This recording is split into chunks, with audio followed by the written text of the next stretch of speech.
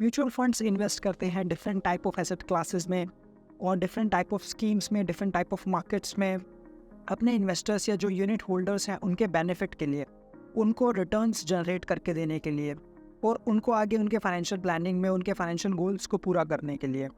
But एक scheme ने कैसा परफॉर्म किया है, जो स्कीम ने जो रिटर्न दिए हैं, जो म्यूचुअल फंड स्कीम के जो रिटर्न्स आए हैं वो कैसे हैं, वो कैसे कंपेयर होंगे, कैसे हम ये जज कर पाएंगे म्यूचुअल फंड्स के रिटर्न अच्छे हैं बुरे हैं, वो ये आज हम इस चैप्टर में पढ़ेंगे। NISM सीरीज 5A का चैप्टर नंबर 11 इन्हीं चीज़ों पे बेस्ड है।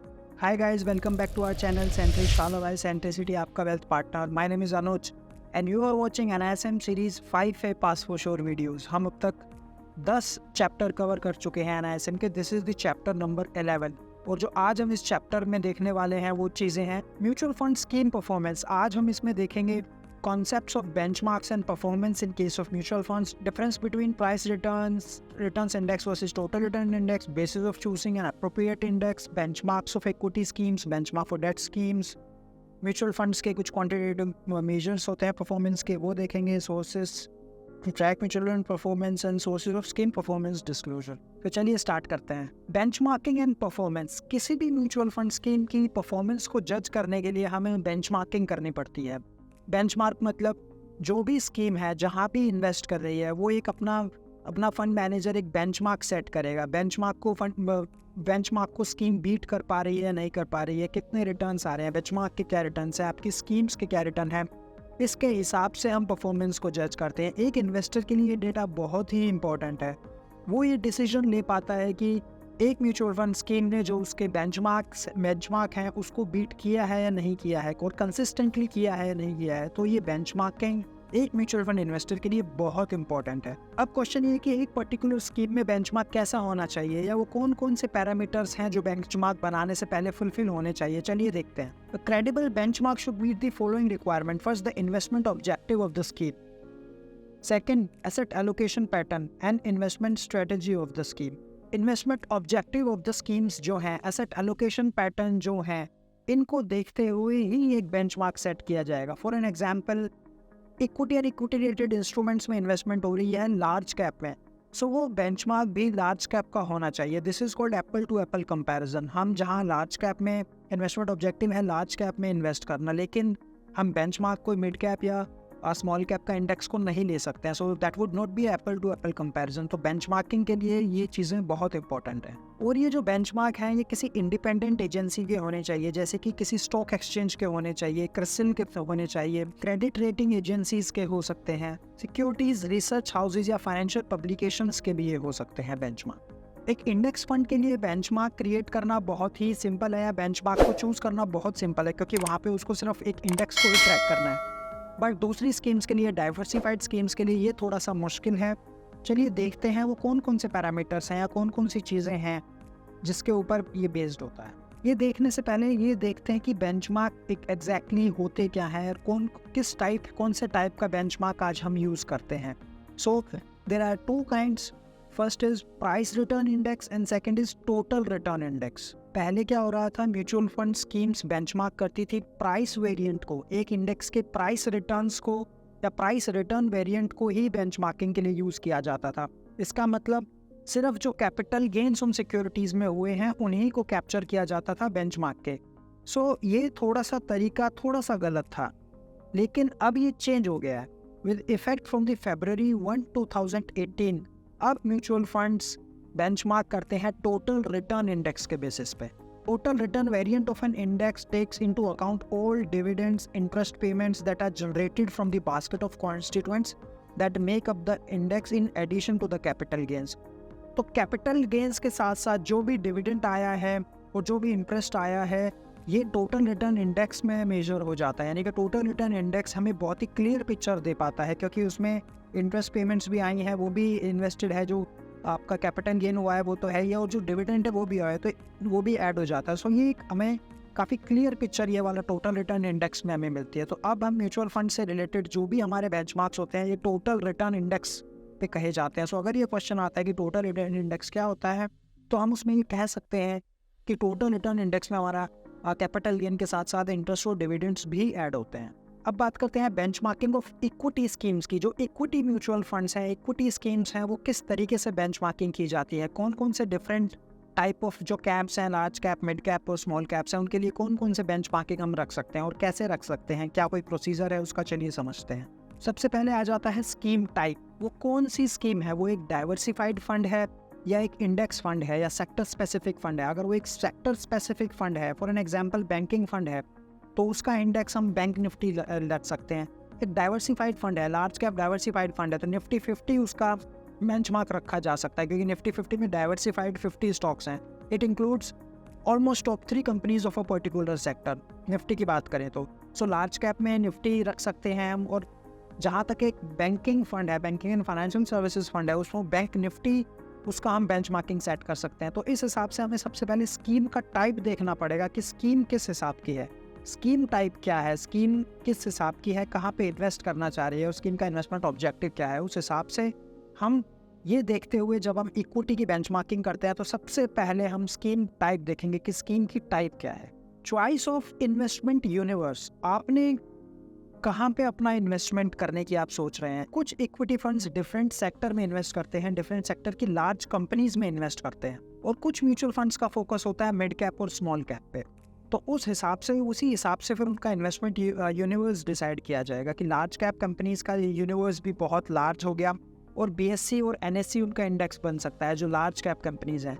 और जो mid and small cap companies, जैसे मैंने आपको पहले ही बताया, उनका फिर अलग से बेंचमार्किंग की जाएगी मिड कैप इंडेक्स और स्मॉल कैप इंडेक्स में respectively. Choices of portfolio concentration, अगर आपके स्टॉक्स में कुछ, आपके पोर्टफोलियो में कुछ फ्यूअर स्टॉक्स हैं, फॉर एन एग्जांपल बहुत कम है, 40 स्टॉक्स 50 स्टॉक्स हैं, तो आप निफ्टी 50 को फॉर एन एग्जांपल अपना बेंचमार्क बना सकते हैं। लेकिन आपका जो स्टॉक्स का होराइजन है, आपका कंसंट्रेशन जो है पोर्टफोलियो का, वो अब 200 गया है, 200 गया है या 500 गया है, सो इन केस आप निफ्टी 200 को उनका बेंचमार्किंग बन जाएगा और निफ्टी 500 भी बेंचमार्क बना सकते हैं जब हमारा पोर्टफोलियो जो है, कंसंट्रेशन हमारा 500 स्टॉक्स पे चला गया है। तो जिस हिसाब से पोर्टफोलियो बनेगा उसी हिसाब से हम उसका बेंचमार्क सेट करेंगे। ये तो थे इक्विटी स्कीम्स की बेंचमार्किंग। अब हम डेट स्कीम्स की बेंचमार्किंग देखते हैं कि जो डेट स्कीम्स हैं हमारी, उनकी बेंचमार्क कौन से हैं और कैसे डिसाइड किए जाते हैं कि कौन सा बेंचमार्क किस स्कीम में लगेगा। As per the SEBI guidelines, debt mutual fund schemes के जो भी बेंचमार्क हैं वो एक एजेंसी के थ्रू होंगे। वो एक रिटर्न और रेटिंग एजेंसी जैसे कि क्रिसिल है, आईसीआईसीआई सिक्योरिटीज़ है, एमफी है, ये सभी एक इंडेक्स को बना सकते हैं। और जैसे एनएससी है, सो इनके पास ही अथॉरिटी है एक इंडेक्स बनाने की, और सेबी ने यही बोला है कि जो भी इंडेक्स बनेगा, जो भी डेट स्कीम का इंडेक्स होगा, वो इन्हीं एजेंसीज के द्वारा डेवलप किया जाना चाहिए। क्रिसिल ने कुछ सेट ऑफ इंडेक्स बताए हैं डेट स्कीम्स के लिए। चलिए देखते हैं वो डेट स्कीम्स के वो इंडेक्स कौन कौन से हैं जो डिफरेंट स्कीम्स पे लागू होते हैं। Different indexes for different schemes, एक टेबल के जरिए समझते हैं। सो इस टेबल में स्कीम कैटेगरी दी हुई है और आगे क्रिसिल का इंडेक्स दिया हुआ है। जैसे ओवरनाइट फंड के लिए क्रिसिल का ओवरनाइट इंडेक्स है, लिक्विड फंड के लिए क्रिसिल लिक्विड फंड इंडेक्स है, शॉर्ट टर्म फंड के लिए शॉर्ट टर्म डेट इंडेक्स है, मनी मार्केट के लिए मनी मार्केट इंडेक्स है, लॉन्ग ड्यूरेशन फंड्स के लिए और शॉर्ट ड्यूरेशन फंड्स के लिए medium duration, medium to long duration, dynamic bond funds के लिए देखो क्रिसिल का कंपोजिट बॉन्ड फंड इंडेक्स है, और कॉर्पोरेट बॉन्ड फंड्स के लिए क्रिसिल के short term bond fund index हैं, मीडियम टर्म बॉन्ड इंडेक्स हैं, क्रिसिल के बॉन्ड इंडेक्स या कॉर्पोरेट बॉन्ड कंपोजिट इंडेक्स है, और फिर क्रेडिट रिस्क फंड जो है उनके लिए क्रेडिट रिस्क इंडेक्स है। सो जनरली क्रिसिल ये बेंचमार्किंग डिसाइड कर रही है। क्रिसिल एसएबी के द्वारा अप्रूव्ड एजेंसी है जो हमें इंडेक्स प्रोवाइड कराती है, और उसी हिसाब से जो जितने भी डेट स्कीम्स हैं वो अपने आप को बेंचमार्किंग करती हैं। सो इस टेबल के ज़रिए हमने देखा कि कौन कौन से स्कीम्स के अंदर कौन कौन से बेंचमार्किंग हो सकती है। अब बात करते हैं बेंचमार्किंग ऑफ अदर स्कीम्स की। हमने देखा इक्विटी की बेंचमार्किंग कैसे हो रही है, हमने देखा डेट की बेंचमार्किंग कैसे हो रही है। अब अदर स्कीम्स में सबसे पहले आ जाती है हाइब्रिड स्कीम्स। देखिए 3 तरीके की हाइब्रिड स्कीम होती हैं। एक तो एग्रेसिव हाइब्रिड होता है जिसमें इक्विटी कंपोनेंट ज़्यादा है, एक बहुत ही कंजर्वेटिव हाइब्रिड है जिसमें इक्विटी एक्सपोजर कम है और डेट एक्सपोजर ज़्यादा है, और बैलेंस्ड हाइब्रिड है तीसरी, यानी कि उसमें बैलेंस्ड पोर्टफोलियो है। इक्विटी एंड डेट का जो कॉन्स्टिट्यूएंट्स हैं, जो सिक्योरिटीज़ उसमें ली गई हैं, वो अप्रॉक्सीमेट 50-50% है। सो इन तीनों के केस में ये इंडेक्स जो होंगे वो बिल्कुल डिफरेंट होंगे। चलिए समझते हैं हाइब्रिड फंड में जो हाइब्रिड फंड के जो इंडेक्स हैं, हाइब्रिड फंड की जो बेंचमार्किंग है वो कैसे होगी। इस टेबल के जरिए हम देखते हैं कि किस तरीके से हाइब्रिड फंड्स की बेंचमार्किंग की जाती है। क्रिसिल ने क्या किया है, कुछ ब्लेंडेड इंडाइसेस बनाए हैं स्पेशली फॉर हाइब्रिड फंड्स। अब ये ब्लेंडेड इंडाइसेस कौन से हैं वो इस टेबल में हमें बताया गया है। क्रिसिल के जो ब्लेंडेड इंडाइसेस हैं हाइब्रिड फंड्स के लिए, वो सबसे पहले देखते हैं। एग्रेसिव हाइब्रिड फंड, एग्रेसिव में जैसे मैंने आपको बताया 75% के आसपास मेजर पोर्शन इक्विटीज़ में जाता है, उसके लिए 25 और 10-12% डेट में जाता है। सो जो 25% ऑफ एलोकेशन है उसके लिए हमारा क्रिसिल का कंपोजिट बॉन्ड फंड इंडेक्स रहेगा फॉर एन एग्जांपल। और इक्विटी इंडेक्स में हम S&P BSE 200 total return index हम ले सकते हैं। ये तो दोनों की बेंचमार्किंग एक तरीके से अलग हो गई। बैलेंस्ड हाइब्रिड में जहाँ 50-50 डेट और इक्विटी कंपोनेंट है, वहाँ पर हम कंपोजिट बॉन्ड फंड इंडेक्स में 50% एलोकेशन, और S&P जो 200 है, जो बाकी पोर्टफोलियो है, उसको हम जज करेंगे S&P BSE 200 total return index के बेसिस पे। और कंजर्वेटिव हाइब्रिड में जहाँ 75 डेट में है, 25 इक्विटी है, तो 75% पोर्टफोलियो को हम जज करेंगे क्रिसिल के कंपोजिट बॉन्ड फंड इंडेक्स से, और 25% जो एलोकेशन इक्विटी में है उसे जज किया जाएगा S&P BSE 200 total return index के बेसिस पे। सो हाइब्रिड फंड्स में चाहे वो कंजर्वेटिव है, चाहे वो आपका एग्रेसिव है, या आपका 50-50 है, आपका जो भी आपका इंडेक्स बनेगा वो इसी हिसाब से बनेगा। और तीनों स्कीम्स में वो डिफरेंट होंगे। 2 इंडेक्सेस एक स्कीम्स में लगेंगे। गोल्ड ETF के केस में जो गोल्ड का प्राइस होगा वही उनका बेंचमार्क होगा। इसके अंदर और कुछ हमें समझने की ज़रूरत ही नहीं है, सिर्फ एक ही लाइन में ये परिभाषा दी हुई है NISM की बुक में कि गोल्ड का जो बेंचमार्किंग है वो गोल्ड प्राइस ही है in case of gold ETFs। तो क्वेश्चन आता है, बहुत ही क्लियर क्वेश्चन आएगा, हमें यही मेंशन कर देना है। रियल एस्टेट फंड्स, जो रियल एस्टेट फंड्स होते हैं उनकी बेंचमार्किंग कैसे होती है? देखिए, कुछ रियल एस्टेट की जो बड़ी कंपनीज हैं उन्होंने कुछ बेंचमार्किंग बनाई है, लेकिन अभी तक जैसे इक्विटी बेंचमार्किंग हमारा इतना बड़ी है, इक्विटी बेंचमार्किंग एज अ बहुत बड़ा यूनिवर्स है, वैसे अभी इसको इतना बड़ा यूनिवर्स नहीं है, और अभी इन इंडेक्सेस को एक्सेप्ट भी नहीं किया है मार्केट ने उतना जितना इक्विटी को एक्सेप्ट किया है। इंटरनेशनल फंड्स की बेंचमार्किंग कैसे होती है? चलिए समझते हैं इंटरनेशनल फंड्स की कैसे होती है। फॉर एन एग्जाम्पल, एक इंटरनेशनल फंड जो चाइना की इकोनॉमी में पैसा लगा रहा है, चाइना की जो बिग कंपनीज में पैसा लगा रहा है, तो हो सकता है चाइना का शंघाई कंपोजिट इंडेक्स वहाँ का बेंचमार्क बन जाए, या हमारी स्कीम का बेंचमार्क चाइना का शंघाई कंपोजिट इंडेक्स बन जाए जो चाइना में जा रहा है। और अगर हम US की टेक्नोलॉजी कंपनी में इन्वेस्ट कर रहे हैं तो हो सकता है जो आपका नैस्डैक है उसको बेंचमार्किंग की जा सकती है। तो इस हिसाब से जो इंटरनेशनल फंड्स हैं उनकी बेंचमार्किंग होती है। हमें समझना पड़ेगा उस पर्टिकुलर इकोनॉमी में कौन कौन से बेंचमार्किंग है, हम उसको एज अ बेंचमार्क यूज़ कर सकते हैं, बट डिपेंड करता है कि एग्जैक्टली हम इन्वेस्टमेंट कर कहाँ रहे हैं और किस टाइप के स्टॉक्स में हो रही है। कुछ स्टैंडर्ड बेंचमार्क्स देखते हैं जो इक्विटी और डेट स्कीम्स में होते हैं। एक टेबल आपके सामने रखने जा रहा हूँ। इक्विटी स्कीम्स में सेंसेक्स और निफ्टी, जैसे कि देखा जाता है लगभग ज़्यादातर स्कीम्स में हम सेंसेक्स और निफ्टी यूज़ करते हैं। सेंसेक्स में 30 स्टॉक्स हैं और निफ्टी में 50 स्टॉक्स हैं। निफ्टी थोड़ा ब्रॉड है, सो इसीलिए बेंचमार्किंग हम ज़्यादातर निफ्टी में ही ज़्यादातर बेंचमार्किंग करते हैं, क्योंकि 90% of the trading volume happens in Nifty only. All debt schemes having duration maturity up to 1 year, यानी कि जो मनी मार्केट जो फंड्स हैं उनकी 1 ईयर जो ट्रेजरी बिल है, जो टी बिल्स का जो रेट है वो वहाँ पे उनकी बेंचमार्किंग हो जाती है। All debt schemes which are not covered in point 2 10 years dated GOI security में हो जाती है, यानी कि जो भी डेट स्कीम्स जो हमारी मैच्योरिटी अप टू 1 ईयर से आगे की हैं उनके लिए 10 ईयर्स की government of security. Conservative hybrid funds के लिए भी again 10 year dated government of India security. Balanced hybrid, aggressive hybrid, dynamic asset allocation है, balance advantage, multi asset allocation के लिए हम सेंसेक्स और निफ्टी रख सकते हैं।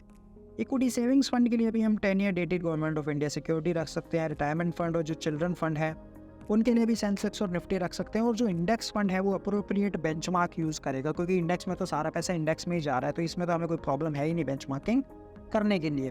अब देखते हैं quantitative measures of fund manager performance. किस तरीके से फंड मैनेजर ने परफॉर्म किया है, जो आपको रिटर्न जो फंड मैनेजर ने बना के दिए हैं उसके लिए कितना रिटर्न दिए है, क्या परफॉर्मेंस दी है।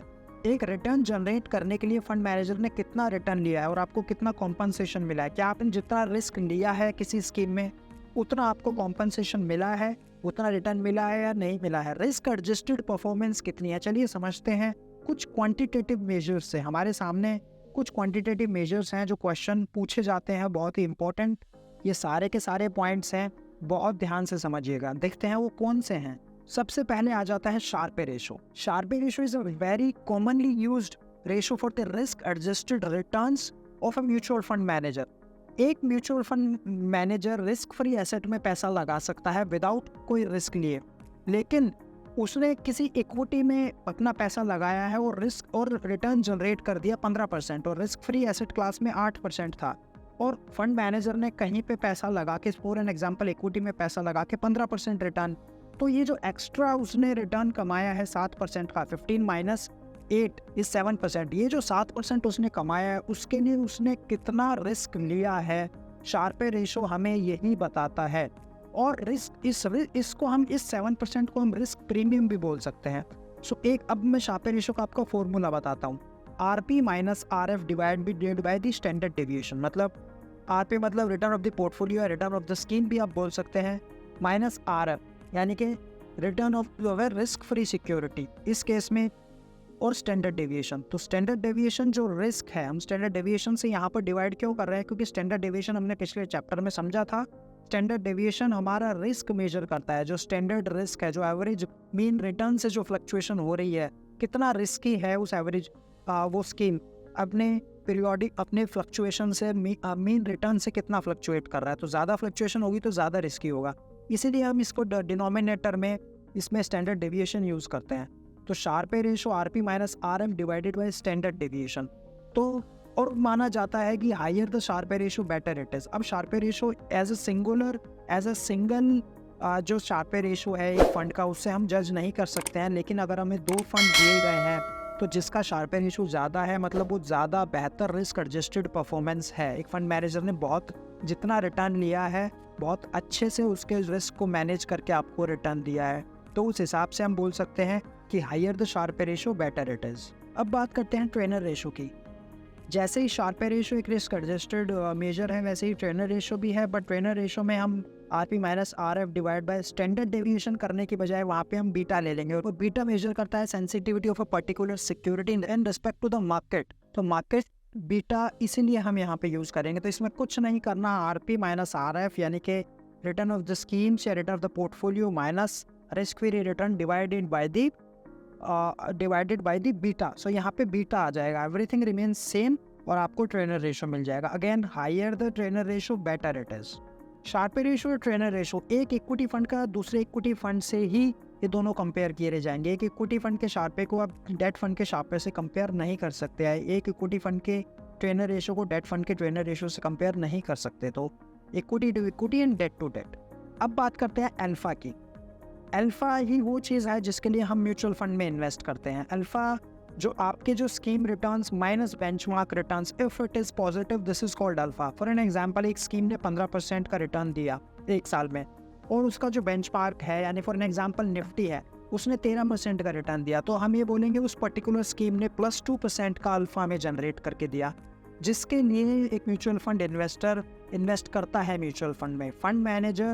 फंड मैनेजर ये लायबल हो जाता है, फंड मैनेजर के लिए बहुत ज़रूरी हो जाता है कि वो मार्केट को बीट करके रिटर्न्स दे। फंड मैनेजर वो मार्केट को बीट करके रिटर्न दे, अपने जो बेंचमार्क है उसको बीट करके रिटर्न दे, अदरवाइज म्यूचुअल फंड्स में इन्वेस्ट करने का कोई बेनिफिट नहीं है। ज़्यादातर हम कोई भी जाके सीधा एक्सचेंज पे निफ्टी या डायरेक्ट भी खरीद सकता है। हम बिंदा म्यूचुअल फंड्स में आ रहे हैं तो वो एक्सपेक्ट कर रहा है, वो इन्वेस्टर एक्सपेक्ट कर रहा है कि वो एक इंडेक्स से ज़्यादा रिटर्न कमाएगा, या फंड मैनेजर उसके लिए एक्टिवली मैनेज कर रहा है, और वो एक्टिव अगर फंड है, एक्टिवली मैनेज फंड है, तो फंड मैनेजर की ये ड्यूटी बन जाती है कि रिटर्न्स एक्सपेक्ट करते हैं, रिटर्न मार्केट से ज़्यादा बना के दे, और जो भी इन्वेस्टर्स हैं वो ये एक्सपेक्ट करते हैं कि हमें ज़्यादा रिटर्न मिलेगा।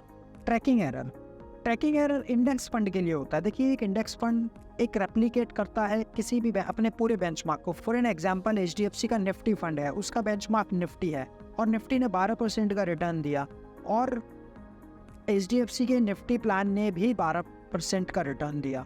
सो यहाँ पर ट्रैकिंग एरर 0 है, और अगर जो भी कुछ भी पॉइंट से ऊपर नीचे हो गया तो उसको बोलेंगे हम ट्रैकिंग एरर। कोई भी परसेंट से, एक स्मॉल बेसिस पॉइंट से भी या एक सिंगल 1 बेसिस पॉइंट से भी अगर वो होता है, so that is called the tracking error. The difference between the index fund returns and the market returns is called tracking error. अब बात करते हैं स्कीम परफॉर्मेंस डिस्क्लोजर की, कि वो कहाँ डिस्क्लोज करते हैं। देखिए स्कीम इन्फॉर्मेशन डॉक्यूमेंट में हमको पास परफॉर्मेंस दिखाना बहुत ज़रूरी है।